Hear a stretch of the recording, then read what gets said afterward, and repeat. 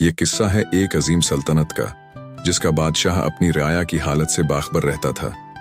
वो नर्म दिल और इंसाफ पसंद हुक्मरान था, लेकिन एक दिन उसने महसूस किया कि उसकी सल्तनत में दौलत तो बहुत आ गई है, मगर ईमानदारी और सच्चाई कम होती जा रही है। बादशाह ने दरबार में ऐलान करवाया, कुल महल के मैदान में एक इज्तिमा होगा। जो शख्स अपने सच और ईमानदारी को साबित कर देगा, उसे शाही खजाने से इनाम दिया जाएगा। पूरे शहर में शोर मच गया। हर तरफ से लोग तैयारियां करने लगे, जैसे कोई त्योहार आ रहा हो। किसी ने अपनी कहानी लिखी, किसी ने सोने की इशरफियां पॉलिश करवाएं, और कई लोगों ने झूठे दावे भी तैयार कर लिए। दरबार का दिन, दूसरे दिन सुबह से ही लोग महल के बाहर कितारें लगा चुके थे। सबके चेहरे पर उम्मीद थी, मगर दिल में लालच छिपा था।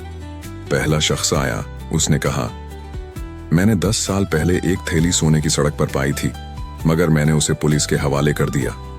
बादशाह ने सुना, सिर हिलाया।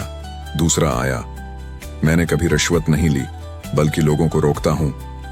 कुछ देर बाद एक ताजिर आया, हुजूर, मैंने हर साल खालिस माल बेचा और कभी धोखा नहीं दिया। बादशाह सबको गौर से सुनता रहा, लेकिन किसी की बात दिल को न लगी। फकीर की आमद। अभी दरबार चल ही रहा था कि अचानक एक बूढ़ा फकीर लंगड़ाता हुआ दरबार के दरवाजे पर पहुंचा। उसके जिस्म पर चीथड़े थे, चेहरे पर सूरज की तमाजत से झलसा रंग, हाथ में एक पुरानी लकड़ी थी। वो अंदर नहीं आया, बस दरवाजे के पास बैठ गया। बादशाह ने उसे देखा और वजीर से कहा, उस बूढ़े को बुलाओ, शायद ये भी कुछ कहने आया हो। फकीर आहिस्ता आहिस्ता चलता हुआ बादशाह के सामने आ गया। बादशाह ने नरमी से पूछा, तुम क्यों आए हो बाबा? क्या तुम भी ईमानदारी का इनाम लेने आए हो? फकीर ने झुके सर से जवाब दिया, नहीं हुजूर, मैं तो भूखा हूं, सोचा शायद यहां से पानी या रोटी मिल जाए। मुझे खजाने की तलब नहीं, बस 2 घूंट इज्जत का पानी काफी है। बादशाह चौंक गया, तो तुम्हें इनाम नहीं चाहिए? फकीर मुस्कुराकर बोला, बादशाह सलामत, मैं अपने रब का फकीर हूं। जो नसीब में है वो अल्लाह देता है। न ज्यादा मांगा है, न कभी दिल में हसरत की। बादशाह की आंखों में नमी आ गई। उसने दरबार के लोगों की तरफ देखा।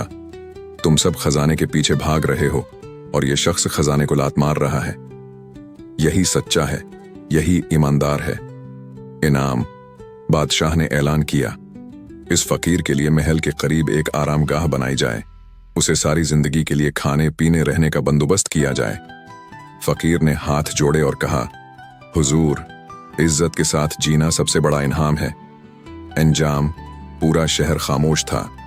लोग सोचने पर मजबूर हो गए कि ईमानदारी सिर्फ बातों में नहीं, बल्कि दिल के हाल में होती है। सबक। ईमानदारी सिर्फ जबान का वादा नहीं, बल्कि दिल का यकीन और अमल की गवाही है। जो शख्स लालच से पाक होता है, वही दरअसल सबसे अमीर होता है।